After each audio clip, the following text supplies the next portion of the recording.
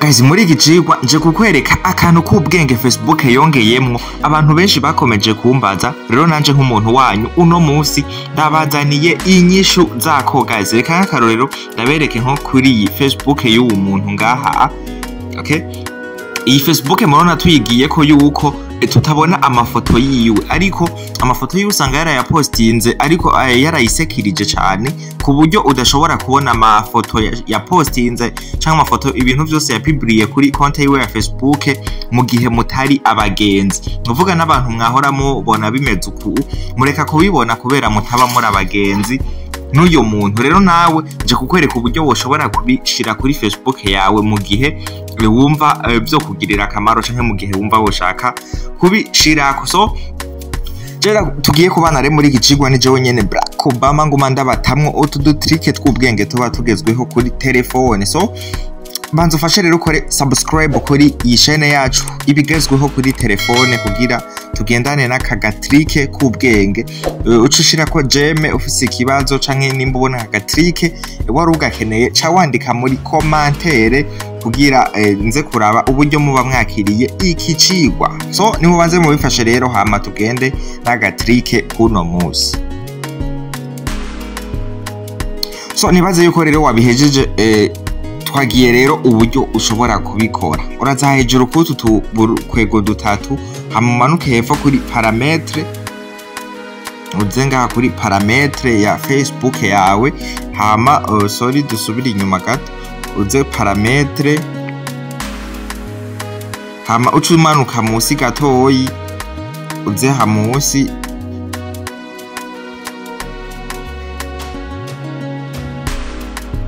winjiye parametre rero ucuza urabe aha hantu hari ngo audience visibility ni ijambo rero ringa hahefo ngo verrouillage di profil, nukuvuga ku ibintu bijanye no kugara profil. Hama uce wemeza kuri iri jambo nk'uku hama ucuza ufyonde aha kuri verrouiller votre profil. Okay, hama tayari ngaha uba uhejeje ucu refreshinga nk'uku.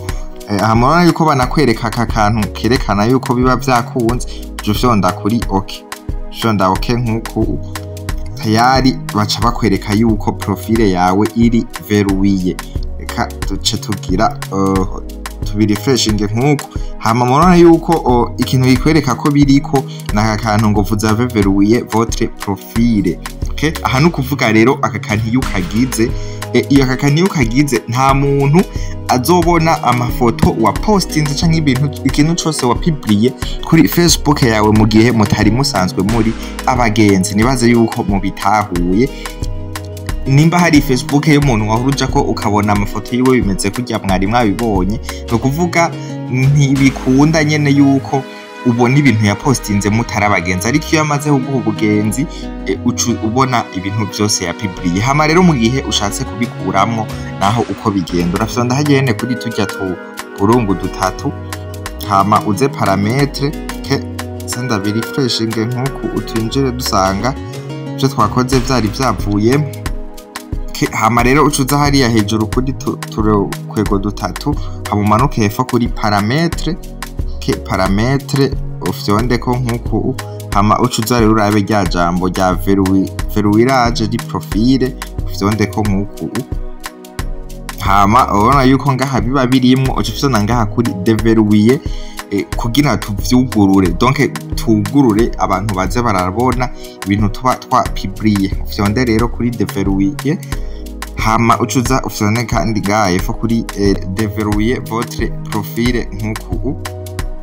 Okay, tayari ngaha uba uhejeje.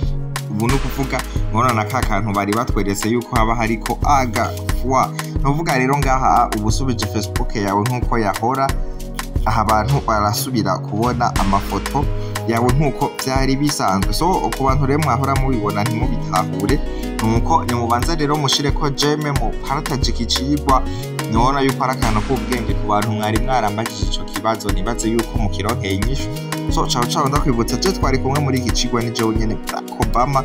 Wibagire gufyonda like, tibagiye gukora kuri subscribe canke s'abone kuri iyi chaîne yacu ibigezweho kuri telefone kugira uzoza urabona utu tuntu tw'ubwenge tuza turabaha buri munsi.